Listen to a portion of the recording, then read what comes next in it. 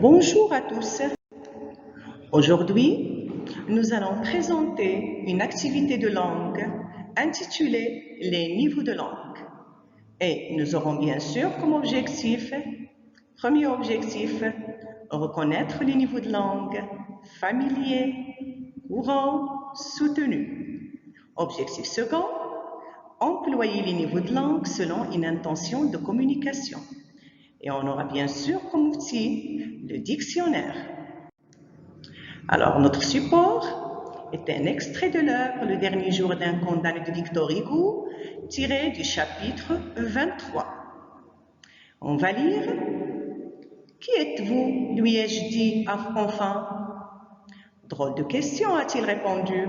Un frioche. Un frioche? Qu'est-ce que cela veut dire? Cela veut dire, s'est-il écrit au milieu d'un éclat de rire, que la tôle jouera au panier avec ma Sorbonne dans une semaine comme il va faire avec ta tranche dans 6 heures. Alors vous allez, après la lecture, observer très bien le support, vous allez observer très bien ce dialogue.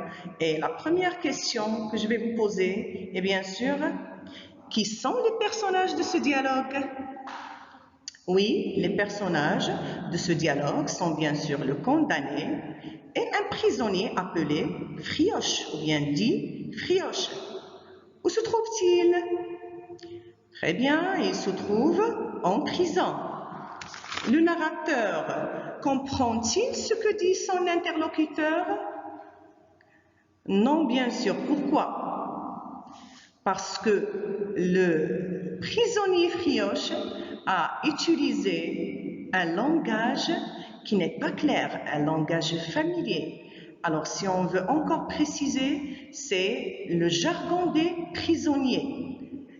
Bien, alors soulignez, s'il vous plaît, les mots que le narrateur n'est pas vraiment arrivé à comprendre.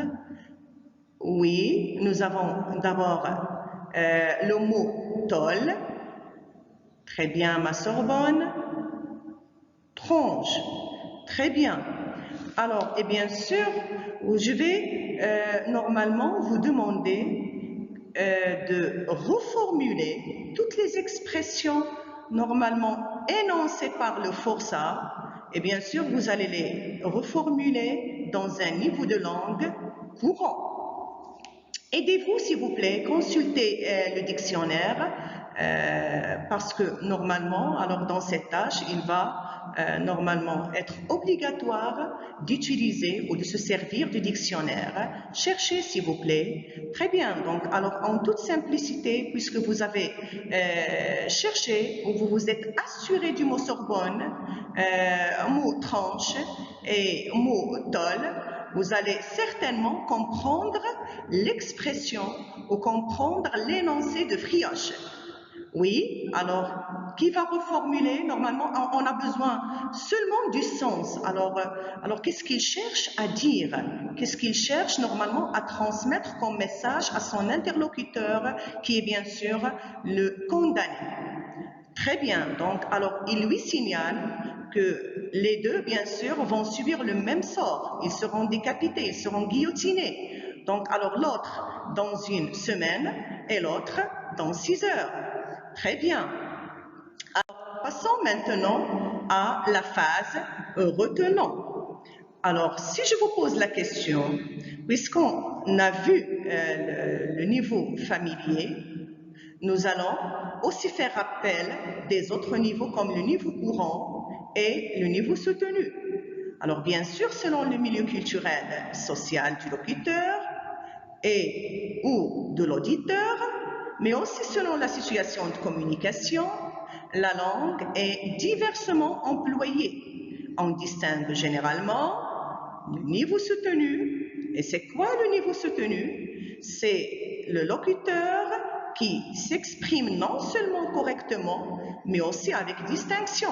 Donc, alors, si on veut normalement éclaircir très bien les choses, le niveau soutenu, on pourrait le trouver par exemple dans le discours royal, les textes littéraires, Maintenant, le niveau courant. Le niveau courant, c'est le souci de correction, ou dans ce niveau de langue, le souci de correction reste présent, mais non la recherche.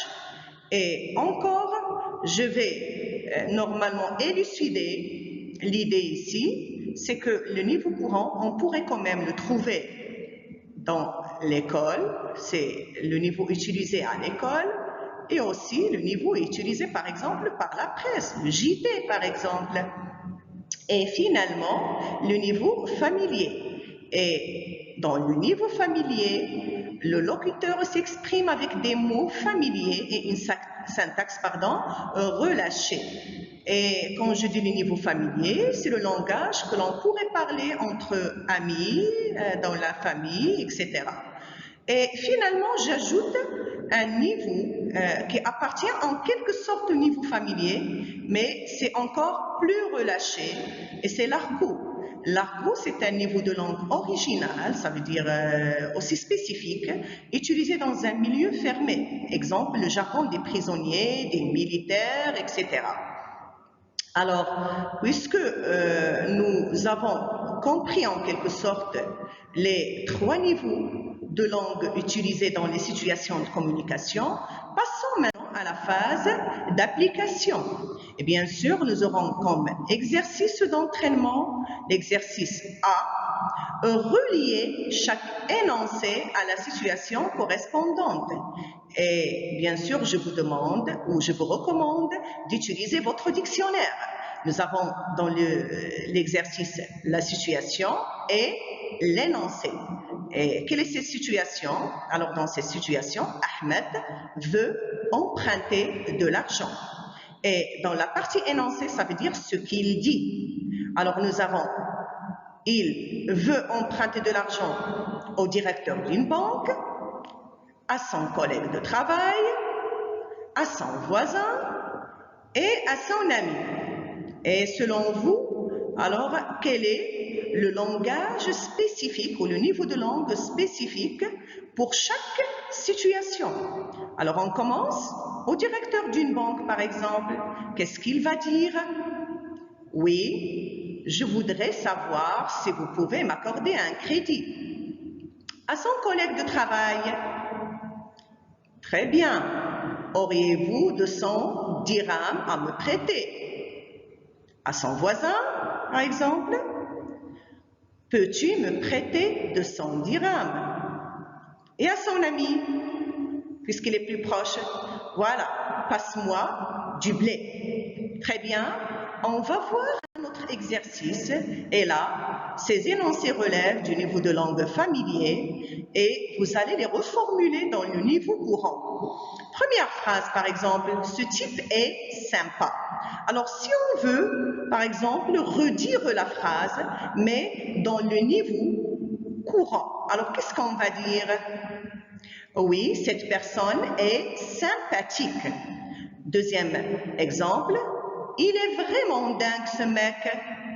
Ça, c'est bien sûr le langage toujours familier. Si on veut redire, dans le langage courant, alors qu'est-ce qu'on va dire? Très bien, il est vraiment bizarre cet homme.